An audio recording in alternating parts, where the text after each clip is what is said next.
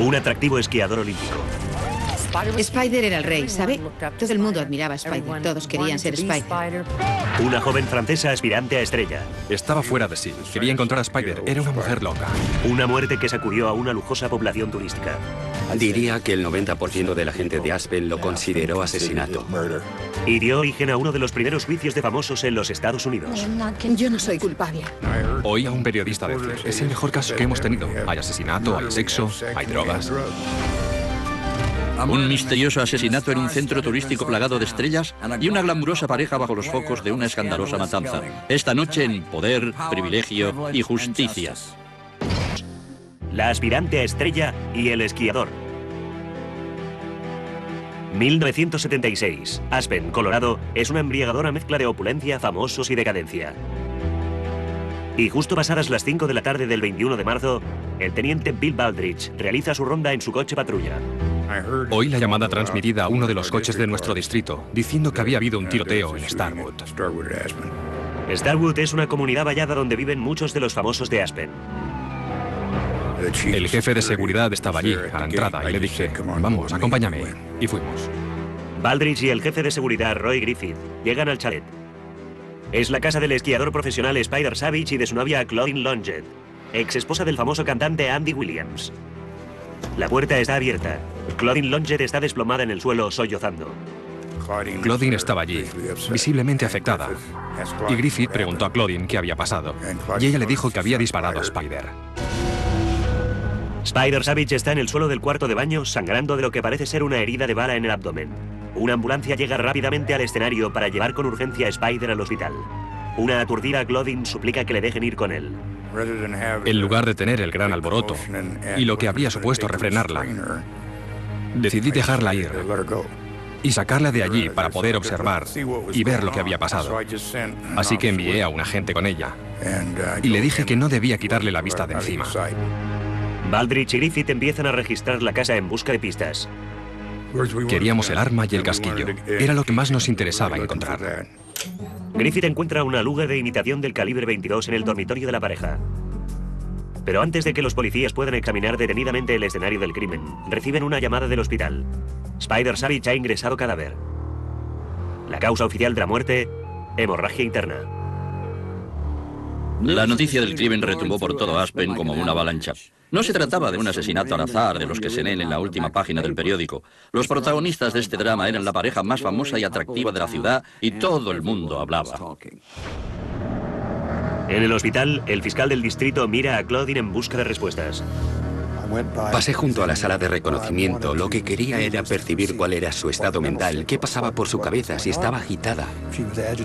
Parecía afectada y aturdida en aquel momento, pero obviamente era coherente. Sabía dónde estaba y lo que estaba pasando. Era una situación muy grave. Claudine está ansiosa por contar su versión. Todo fue un terrible accidente. Spider iba a ausentarse de la ciudad. Ella quiso saber cómo usar el arma para protegerse. Esa era su defensa, que Spider le estaba enseñando cómo usar el arma, porque iba a marcharse y la pistola se disparó accidentalmente. Ella admitió que estaba empuñando el arma en aquel momento y que mantenían una conversación sobre si el seguro estaba puesto o no y si se veía o no el botón rojo. Y ella supuestamente hizo algún tipo de broma a Spider diciendo algo como bang bang o boom boom. Y al mismo tiempo el arma se descargó y Spider cayó al suelo. Claudine es muy convincente, pero los investigadores sospechan. La razón de que él le enseñara a usar un arma dentro de la casa, en el cuarto de baño, es algo que se me escapa, porque si quieres enseñar a alguien a usar un arma, te lo llevas afuera. Empezamos a preguntarnos de inmediato qué había pasado allí y qué razón había para que ella necesitase un arma. En la zona en la que estaba la casa no había ninguna necesidad, dada la seguridad que costeaba aquel barrio en aquella época en particular, de que se preocupara por ella o por los niños, o tal vez por una posible intrusión en la casa. La autopsia de Savage revela que la bala que le había matado había seccionado la aorta descendente. La credibilidad de Claudine recibe otro golpe cuando la policía examina las radiografías. Los investigadores creen que posiblemente Savage estaba de espaldas cuando recibió el disparo. Cuando vimos la radiografía, la posición del proyectil en su interior, Nos indicó que estaba inclinado hacia adelante y que no le estaba prestando atención. A cada segundo que pasa, la afirmación de Claudine de que el disparo fue haciendo más sospechosa. Las cosas no acababan de encajar con lo que habíamos visto en las etapas preliminares de la investigación. Así que procedimos con arreglo a la idea de que posiblemente pudo haber premeditación en el disparo. A las 8 de la noche, Claudine es llevada a la comisaría de policía de Aspen e interrogada por el teniente Baldridge. Allí solo había 2 personas. Ella tenía el arma y Spider recibió el disparo, así que en aquel momento procedimos a arrestarla. Claudine contrata al prominente abogado de Aspen, Ron Austin, para que la represente. Él solo dijo, no pueden ficharla, me la voy a llevar bajo fianza. Y yo dije, bien, sé que se la va a llevar bajo fianza, pero yo la voy a fichar. Y lo hice. La fichamos y la dejamos en libertad. Claudine Longett es acusada de homicidio y negligencia criminal. Pero a la sospechosa de asesinato pronto le va a llegar ayuda. A las 10 de la noche, el aeropuerto del condado de Aspen, normalmente cerrado a esas horas, se abre para un jet privado. A bordo va el exmarido de Claudine y famoso cantante Andy Williams. Estas personas tienen la habilidad de conseguir lo que quieren. A las 11 de la noche se despierta un juez y se emiten órdenes judiciales para registrar el escenario del crimen. Los investigadores quieren examinar más detenidamente.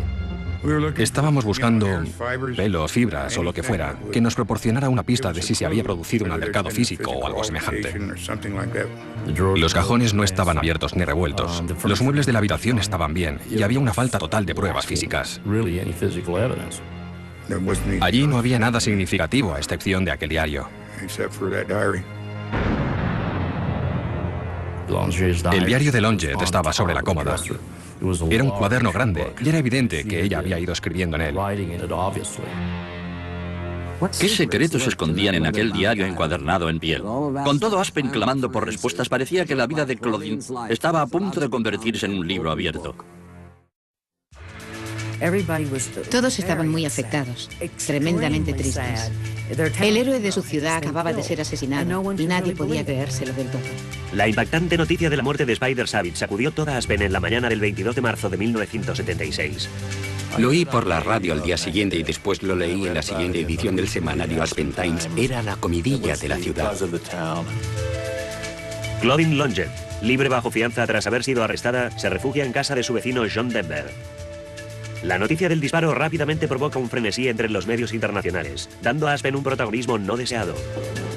La ciudad no estaba contenta a ningún nivel. Gran parte de la comunidad estaba disgustada por el hecho de que hubiera caído sobre nosotros una publicidad tan negativa y porque uno de los mejores esquiadores de competición de los Estados Unidos hubiera muerto a manos de un amante cualquiera. Claudine Longett por fin había llegado al centro del escenario, pero esa no era la clase de fama que se había pasado la vida entera buscando. Claudine Longett siempre había soñado con la fama y la fortuna. A los 18 años dejó su hogar en París por las luces de neón de Las Vegas.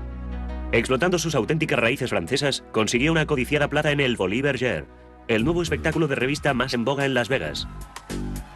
Era bastante singular, entre su acento francés, su voz tan suave y su apariencia de niña desamparada. Era muy diferente.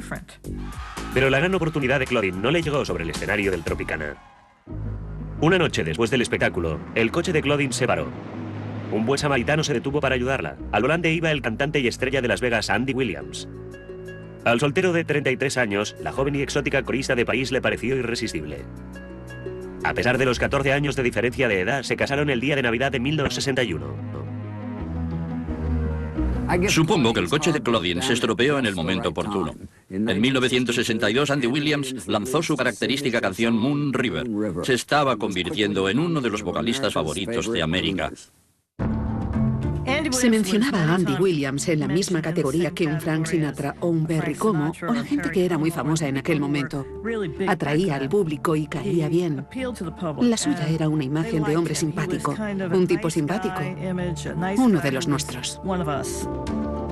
La pareja se trasladó a una mansión junto al mar en Malibú cuando la carrera de Williams despegó. Después, en 1963, el vocalista consiguió tener su propio programa de televisión y rápidamente pasó a ser uno de los artistas más populares del país. Aquel mismo año, Claudine dio a luz su primera hija, Noelle. Al año siguiente llegó un hijo, Christian. Pero Claudine aún tenía sed de protagonismo, y el éxito de su marido le abrió puertas, cerradas para alguien que hubiera sido ingenua. Empezó a aparecer con frecuencia como invitada en el programa de Andy Williams. No era la típica superestrella americana, y eso parecía suscitar una reacción positiva en el público. Ella despertaba su interés. Además, ella era una doña nadie que se había convertido en la esposa de una superestrella. Ella y su marido tuvieron el programa de televisión número 1 de la historia de esa época, su programa de Navidad. Hicieron falta 3 o 4 Super Bowls para eclipsarlos en los índices de audiencia. Longett probó suerte en la canción y llegó a grabar 7 álbumes. Como su marido, los éxitos de música ligera pasaron a ser la especialidad de Claudine.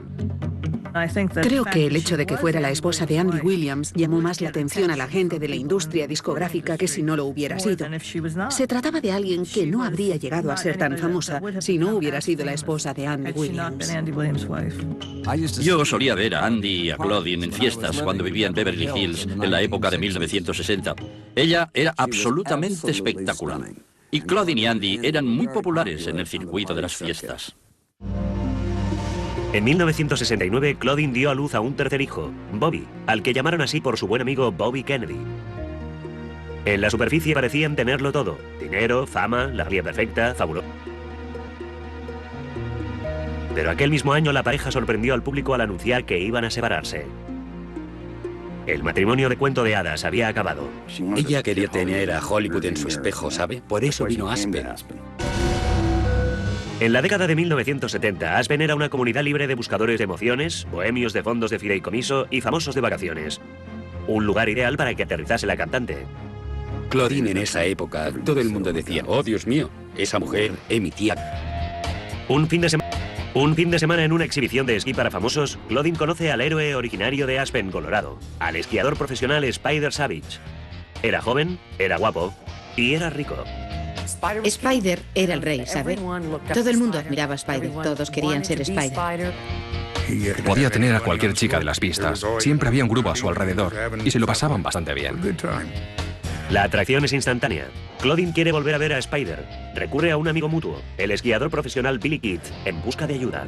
Ella se agenció una invitación para alojarse en casa de Billy Kidd y fuimos invitados a una cena en casa de Billy, y así fue como empezó. Al acabar el fin de semana, Spider y Claudine eran inseparables. Al principio fue una relación muy intensa, muy apasionada. Fue una aventura amorosa de categoría mundial. Un atractivo deportista olímpico y su seductora novia francesa. Spider y Claudine atraían todas las miradas allí donde iban. Pero, como Cole Porter escribió una vez, ese romance era demasiado caliente para no enfriarse. Spider Savage era un héroe en Aspen. Era probablemente su residente más famoso en la época en que murió. Era muy bien parecido, era muy atractivo y era miembro de la comunidad y todo el mundo le quería. Como consecuencia de la muerte de Spider Savage, los investigadores examinan todas las pruebas tratando de juntar las piezas de lo sucedido. Y todo Aspen se pregunta, ¿cómo una vida de cuento de hadas ha podido acabar en tragedia? Nacido como Vladimir Savage en 1945 en Keyburst, California, Spider se enfrentó a una batalla cuesta arriba desde el primer día. Spider fue prematuro. Lo pusieron en una caja con una lámpara de calor encima en el control de enfermeras. Era todo brazos y piernas y su padre dijo, vaya, parece una araña, así que toda su vida le llamaron Spider. El escuálido bebé no tardó mucho en convertirse en un musculoso relámpago en las pistas. Siendo adolescente, Spider ganaba una competición tras otra. Siguió hasta ganar 2 competiciones mundiales y en 1968 compitió en los Juegos Olímpicos de Invierno, quedando quinto. En 1971, Savage se trasladó a Aspen, Colorado. El esquí profesional estaba despegando en los Estados Unidos y Aspen era el lugar adecuado. Para ser una población en la que el esquí era tan joven y sobre todo en los Estados Unidos, él era tremendamente importante para el deporte y para nosotros, y nos sentíamos muy orgullosos de él. Podía compararse a lo que había hecho Joe Nathan por el fútbol. Era evidente que Spider estaba allí logrando lo mismo para el esquí. Un deporte en alza necesitaba estrellas, y Spider era una estrella. Al ser 100% americano y elocuente, los medios se pegaron a él y los patrocinadores lo colmaron de dinero.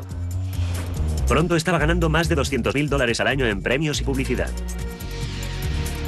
A los 27 años era el esquiador profesional más rico del circuito y nadie personificaba mejor el estilo de vida alegre de Aspen. Conviene entender qué clase de hombre era. En 1976, su fortuna era ya de $250,000,000. Tenía una casa en Starwood de propiedad pagada. Sus vecinos eran John Denver, Edgar Steers, el dueño de Sears. Era una persona extraordinaria. En 1972, Spider conoce a Claudine Longet y el alegre soltero de Aspen se retira del mercado. Claudine ha encontrado a otro hombre rico y profesional, y su relación prospera rápidamente. En 1974, Longet y sus 3 hijos se trasladan al espacioso chalet de Savage en Starwood. En breve, la pareja pasa a ser protagonista de la floreciente vida nocturna de Aspen. Spider y Claudine pasaron a ser asiduos del circuito de fiestas de Aspen. Y en los 70 aquello era toda una movida. En aquella época no eran solo las laderas las que estaban cubiertas de polvo blanco. Había whisky, María, cocaína y una sólida ética de la salud, si es que se puede imaginar esas 4 cosas mezcladas. Todos trabajaban mucho para poder divertirse mucho. La diversión era el objetivo primordial y todo el mundo lo hacía bastante bien. En la sucesión interminable de fiestas a altas horas, Claudine asume el conocido papel de segundo violín junto a una pareja más famosa que ella. Ella era una forastera que había llegado a su población con sus hijos y había capturado al soltero más codiciado de la ciudad, Spider Savage. Existía un gran resentimiento contra ella. Encontrarse de repente obstaculizado por alguien que exigía toda su atención constantemente, hasta el punto de no querer ninguna influencia externa, era agotador. En 1975, los amigos empiezan a ver grietas en la fachada del romance de cuento de hadas de Spider y Claudine. Él y yo estábamos en el otro extremo de la habitación en la que Claudine y su hermana estaban sentadas y a Spider se le pusieron los ojos como platos. Miraba por encima de mi hombro y entonces noté que algo me pasaba junto a la oreja y una copa de vino se le estrelló en el pecho, se rompió y cayó al suelo. Y Spider levantó la vista hacia mí y dijo: Lily, creo que Claudine trata de atraer mi atención. A nivel profesional, Savage se enfrenta a presiones de distinta índole. Una vértebra comprimida le ha apartado de los primeros puestos de su deporte. En la temporada de 1976 está dispuesto a retirarse definitivamente del circuito profesional. Con menos presión sobre su rendimiento en las pistas, las huelgas nocturnas de Savage aumentan, pero Claudine se queda en casa al cuidado de sus 3 hijos. Era intensamente celosa. A aquellas alturas prácticamente todo el mundo se había dado cuenta, incluido Spider, de que aquella relación empezaba a ser muy perjudicial y no era propio de Spider rodearse de esa clase de negatividad. En enero de 1976, Spider Savage ya había tenido suficiente. Empezaron a pelearse cada vez más y más, hasta que llegó un punto en que una vez que cené con él me dijo: es que no consigo librarme de ella, no sé qué hacer, no sé cómo sacarla de casa, no quiero perjudicar a los niños, pero ella no quiere irse. Dime, ¿qué puedo hacer? Spider toma una decisión. A principios de marzo le pide a Claudine que deje la casa antes del 1 de abril. Me pidió que saliera a pasear con él y caminamos durante mucho tiempo. Fue entonces cuando me enteré de que ella iba a abandonar la casa, ella y los niños, y que se había terminado. Claudine debió ponerse de los nervios cuando Spider le pidió que hiciera las maletas y se marchara. Y sin el chico de oro a su lado, su vida en Aspen iría cuesta abajo rápido. Solo días después del tiroteo, los investigadores intentan descifrar por qué Claudine Longet apretó el gatillo. Al buscar respuestas, dirigen su atención a la relación que mantenía con Spider Savage. Las entrevistas nos indicaron que la relación se había ido deteriorando y que Spider había tomado la decisión de que su vinculación con Claudine no iba a ninguna parte. Y era una situación muy dura y muy difícil. Llegó a convertirse en una carga. Había llegado a resultarle difícil entablar amistades. Le había pedido repetidamente que se fuera de su casa y la única razón por la que no la echaba eran sus hijos. Spider quería mucho a sus hijos. La policía descubre que Spider y Claudine habían pasado la mañana del 21 de marzo separados. Él estuvo esquiando, ella en la ciudad. Claudine fue vista tomando vino en un elegante bar local llamado Little Nels. Luego, aquella misma tarde, se unió a Spider en una fiesta organizada por el periodista deportivo de la ABC, Bob Beatty. Unas cuantas personas se fijaron en que no parecían estar tan unidos como habían estado antes. Abandonaron la fiesta por separado. Los investigadores se enteran de que después de la fiesta, Claudine había recorrido Aspen en coche buscando a Spider. Condució de forma errática y temeraria. Estaba fuera de sí. Quería encontrar a Spider. Era una mujer loca. Atravesó la cancela de seguridad de Starwood a una gran velocidad. Lo siguiente fue que se recibió el aviso de que habían disparado a alguien.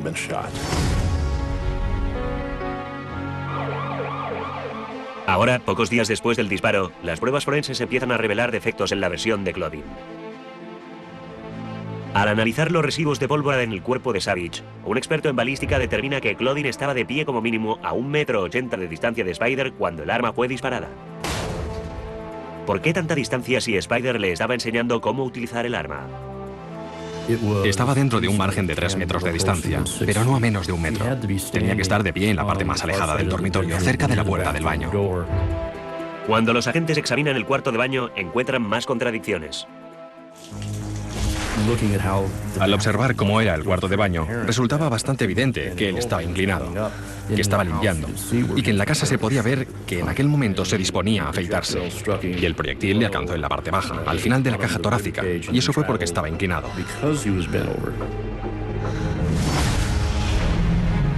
Por lo tanto, estaba de espaldas a Claudine cuando ella le estaba hablando.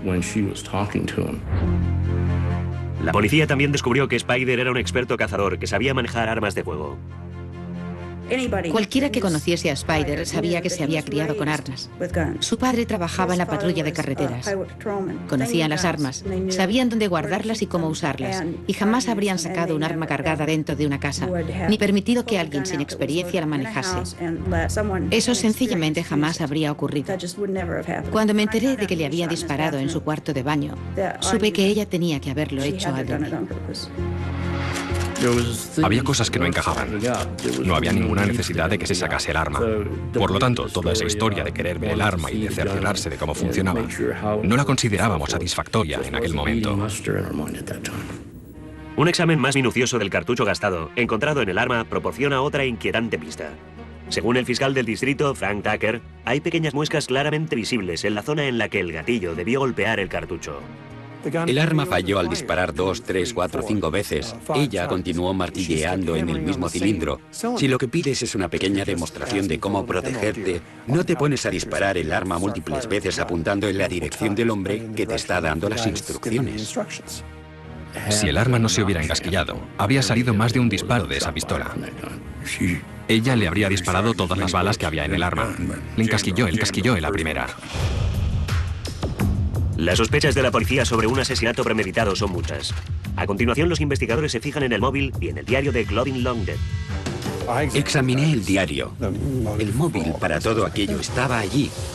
Hablaba de Spider y de que éste le había dicho que el 1 de abril se le habría acabado y que tendría que tomar la carretera de Starwood. Y ella no pensaba permitirlo. Iba a controlar la situación. Iba a dominar a ese hombre hasta el punto de que no iba a dejarla. Y era de eso, de lo que hablaba el diario. La acusación creía que podría utilizar las palabras de Claudine para trazar un móvil, pero ella no estaba dispuesta a rendirse tan fácilmente. Mientras los investigadores se van acercando a la verdad sobre lo que llevó a Spider Savage a la muerte, los rumores circulan por toda la pequeña ciudad turística. Pues se oía todo. Oías que había sido sin duda un accidente. Oías que quizá no había sido un accidente. Oías historias de personas que no tenían ningún tipo de información. Los rumores volaban y uno realmente no sabía qué creer. La reacción de Aspen ante el crimen fue de tremenda sorpresa. Todo el mundo decía, ¿qué es esto? No es posible. Y sí lo era.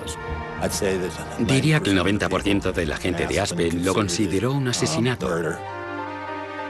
Aspen inició un profundo duelo por la pérdida de Spider Savage, pero nadie derramó una sola lágrima por Claudine. El tribunal de la opinión pública estaba mayoritariamente contra ella. Los fiscales creen que el diario de Claudine demuestra que disparó a Spider a sangre fría. El 8 de abril de 1976, Claudine es acusada de los cargos de homicidio e intención criminal. Se declara no culpable. Longdet y su exmarido, Andy Williams, ponían todos sus recursos y contactos en acción. Contratan a uno de los abogados defensores criminalistas más prominentes de los años, Charles Whitman.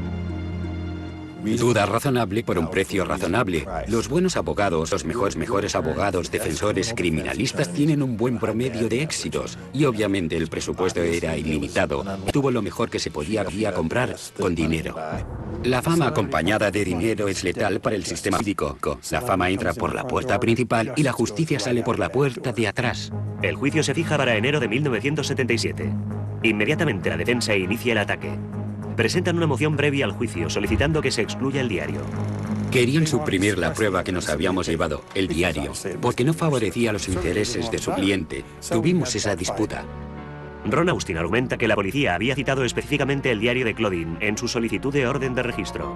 Pero Longett dice que el diario estaba escondido en su cajón de la cómoda y que la policía no podía conocer la existencia del diario, salvo que ya lo hubiera buscado antes de obtener la orden judicial. Para probar su caso, la defensa utiliza las fotografías del dormitorio tomadas por la misma policía. Mientras íbamos fotografiando la habitación, uno de los inspectores cogió el diario para leerlo y lo estaba hojeando, sentado en la cama. Cuando llegué y fotografié ese mueble, mis primeras fotografías mostraban la cómoda desnuda. Sabía que podía tener valor probatorio. Lo abrí, eché una ojeada y volví a cerrarlo, apartándome de él. Baldrige volvió a dejar el diario sobre la cómoda. Fisher entonces fotografió la habitación por segunda vez. Primero aparecía desnuda y después mostraba el diario otra vez sobre la cómoda. Mis propias fotografías del escenario del crimen sustentaron su alegación de que había salido del tercer cajón, o como mínimo indujo al tribunal a creer que existía esa posibilidad. Un diario encontrado en un cajón cerrado es privado y protegido. El juez lo declara inadmisible. Obviamente, cuando perdimos el diario no pudimos demostrar que ella iba a irse de casa, que existía una cierta presión para que se fuera, que había una relación que se había extinguido y que estaba disgustada y molesta por el hecho de que había perdido a otro hombre. La defensa después alega que la noche de la muerte de Spider Savage, la policía manejó mal la pistola calibre 22. Roy Griffin encontró el arma sobre la cama y la entregó a un poli que la envolvió en un pañuelo y la metió en la guantera del coche. Eso es inadmisible. Después, el arma misteriosamente no aparece durante un tiempo. Y lo que había sucedido era que de buen principio se había guardado en el coche de la oficina del sheriff y allí se había quedado. Eso dio origen a un auténtico problema de supresión. La supresión en el juicio, por un tema de cadena de custodia. Cuando se encontró el arma, un agente inexperto extrajo el cartucho gastado. Cuando apareció el verdadero investigador, el escenario estaba tan contaminado que lo más probable era que asomaran problemas legales por el odio. Dado que el agente no es un experto en armas, su testimonio es rechazado. Alguien que no era un experto en armas desmontó la pistola y tampoco estaba cualificado para testificar sobre el montaje y desmontaje del arma. El juez decidió que no iba a aceptarla como prueba. La acusación tenía que presentar su caso contra Claudine sin sus dos pruebas más sólidas. La diferencia entre homicidio por negligencia criminal y asesinato en primer grado son los disparos fallidos y la incapacidad de demostrar que el gatillo se apretó más de una vez, dato que no pudimos presentar. Lo que parecía un caso clarísimo para la acusación había dejado de ser pan comido. La prensa del mundo entero tenía su atención puesta en Aspen, y la modosa actriz con acento francés estaba a punto de ocupar el centro del escenario. A principios de enero de 1977, el tan esperado juicio de Claudine Longett está a punto de empezar. La prensa de todo el globo se congrega en Aspen. Eran estrellas, y la muerte de Spider Savage era una importantísima historia. Era probablemente el primer gran juicio de famosos de la época. Hasta aquel momento no había habido muchos, y atrajo a un cuerpo de prensa que era enorme. Atrajo sobre Aspen una atención distinta a la que Aspen había recibido hasta entonces. El juicio convirtió al tranquilo pueblo de las montañas rocosas en un circo. Creo que el antiguo residente en Aspen, Hunter Thompson, tenía razón cuando dijo que era como ensuciar tu propio nido. Teníamos gente dando saltos por todas partes y acercándose, corriendo hacia ti y haciéndote todas aquellas preguntas estúpidas. Una chica y yo oímos a un reportero en un restaurante que decía: es el mejor caso que hemos tenido.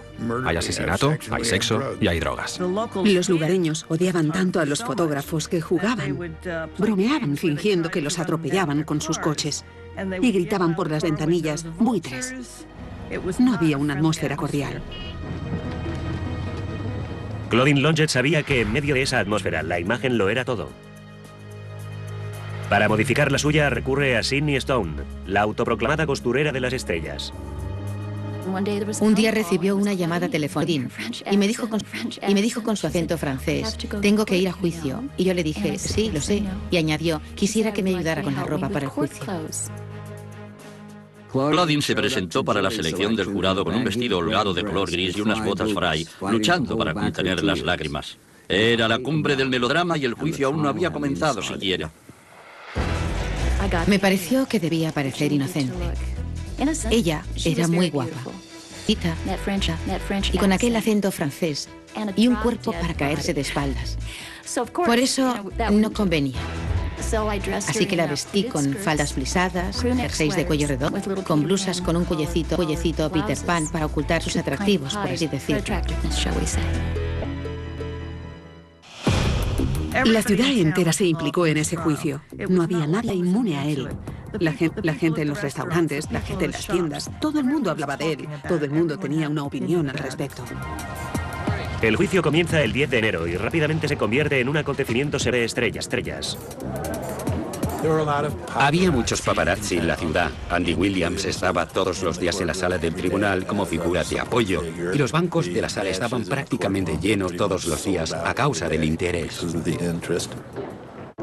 Dentro de la sala del tribunal, la acusación sabe que hay pocas posibilidades de obtener una condena por asesinato con premeditación sin el arma y el diario. Deciden centrarse en el cargo de homicidio imprudente. Su argumento: Claudine apuntaba con el arma a Spider. Tenía que haber sabido que podía dispararse. No teníamos que demostrar que eran amantes celosos, aparte del hecho de que las acciones temerarias de la otra persona. Tenía que haber sabido muy bien que lo que estaban haciendo podía poner fin a una... No estábamos describiendo una imagen con los amigos, estábamos describiendo una imagen basada en hechos y ciñéndonos totalmente a esos hechos que conocíamos. Descansa después de solo 2 días. La defensa empieza llamando al estrado a la única persona viva que sabe lo que sucedió aquella noche: Claudine Longet. Claudine Longet era una mujer bajo asedio durante aquel juicio. Hablaba suavemente. Cuando testificaba, los miembros del jurado tenían que inclinarse en sus asientos para oírla, lo mismo que hacía toda la gente que había en la sala. Ella insiste en que el disparo fue accidental. La pistola se disparó cuando Savage le estaba enseñando cómo usarla. Él le prometió que el seguro estaba puesto. Estaban enamorados y eran muy buenos amigos.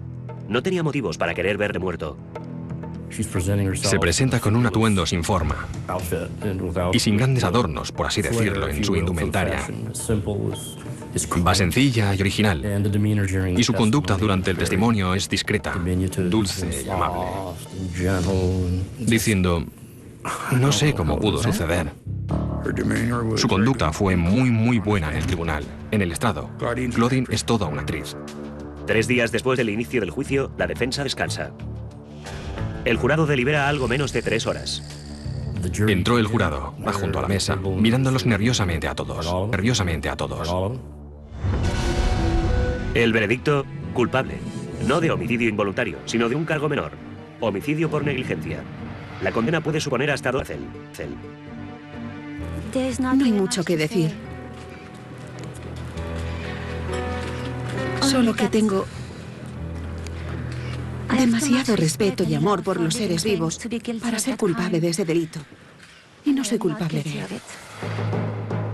La semana siguiente, todo Aspen está ansioso por oír la sentencia del juez George Lord. La mayoría de la gente creía que había sido un asesinato.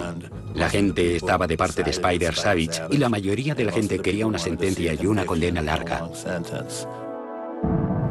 El juez Lord condena a Claudine a 30 días en la cárcel al lado de Pitkin, con una multa de $250. Dista mucho de ser la pena máxima de 2 años. Y además a Claudine se le permite el lujo de cumplir la condena cuando le resulte conveniente. La familia Savage y la mayor parte de Aspen se quedan de piedra. Fue otra ofensa más, como una bofetada en plena cara. Y no se trataba de una prisión, sino de la cárcel del condado de Pitkin, que era como una pensión de pueblo con buen servicio de habitaciones. Yo estaba pasmada. Eso es para los multados por exceso de velocidad, no para los asesinos. La noche del veredicto salí a la calle con la nieve y el frío y traté de entrevistar a la gente. Y la gente se mostraba muy implacable. Hubo una mujer que hasta me dijo: ¿qué pasa? ¿Que es que ya no queman a la gente en la hoguera? En aquella ciudad había odio hacia Claudine Longet. Muchísima gente se mostraba muy vengativa y amenazaban a Claudine. Cuando expresaban su rabia, era a Claudine o al sistema o a ambos. En la oficina del fiscal del distrito, hicimos lo que teníamos que hacer.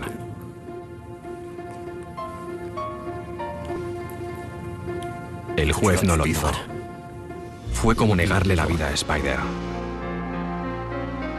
Inmediatamente después del juicio, Claudine se marchó discretamente a pasar unas vacaciones junto al mar en México. 5 meses después, cuando sus hijos acaban el colegio, Claudine cumple por fin sus 30 días en la cárcel del condado de Pitkin. Se dedica a redecorarla. Había pintado su celda de color rosa.